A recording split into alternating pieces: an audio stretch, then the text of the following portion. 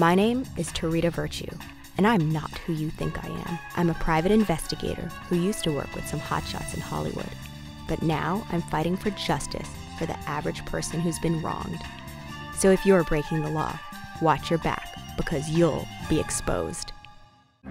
While working in my Los Angeles office, I received an urgent call from Jason Brown, a former FBI agent and now an attorney, regarding a case that needed my expertise. Since time is of the essence, I took a red-eye to New Jersey.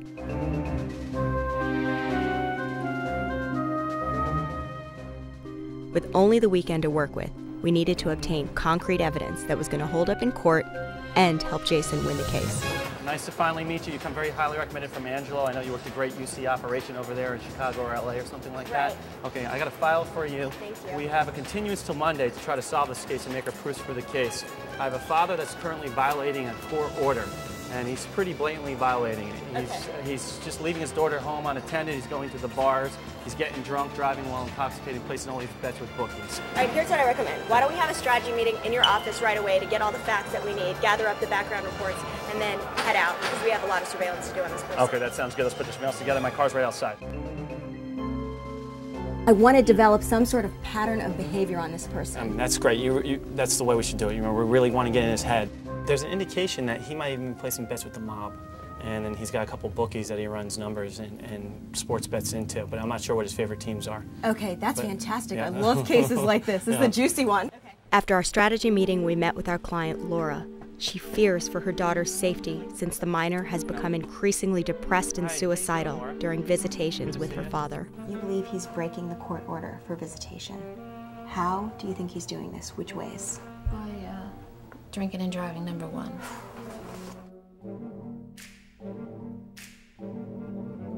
Okay. Number two,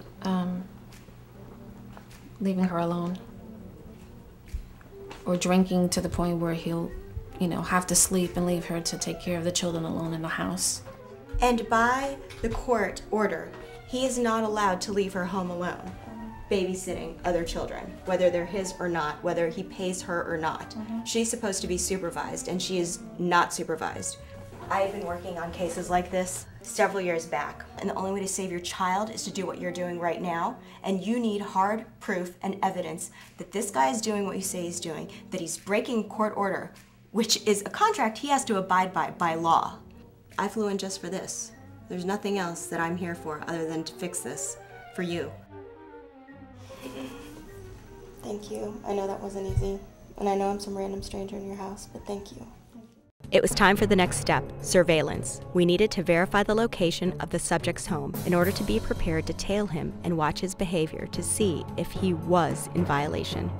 Why don't we first go to his home address that he gives as his home address? Okay. I'll look on the mailbox, I'll look on all those things. Okay, we'll get whatever logical information we can get. Yeah. Research. Without this, PIs are lost. In this instance, Jason left the car to check if the address matched our records.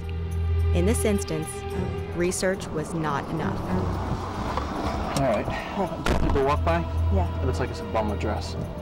You're kidding me. No. This is what he just presented in court to you? He just swore under oath in court that this is his proper address, and there is no 20568 Winnie Avenue. And the road just drops at 2156. And the only thing we can do is, check the maps, but right now, if that's the case, already he's in violation of the order.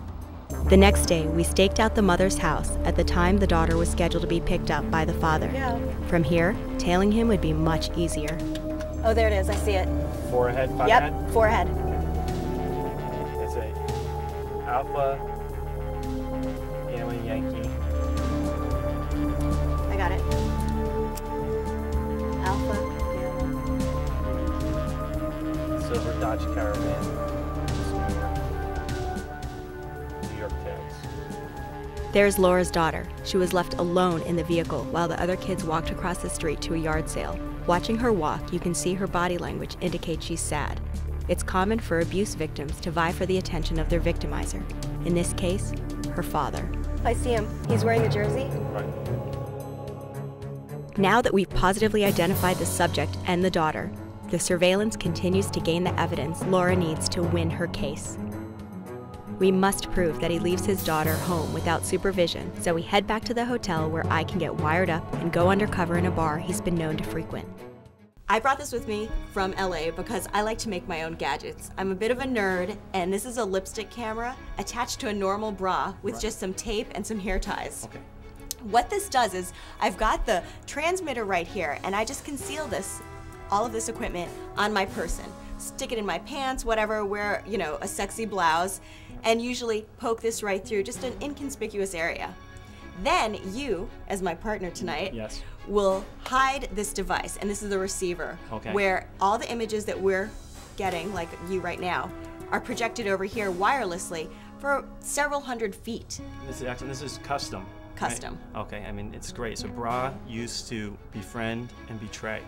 We're gonna hit the most likely sports bar that he's gonna go to in the area. All right? I think it's the most logical choice. Luckily, the owner of the place, I did a favor for him. He's gonna do a favor for us tonight.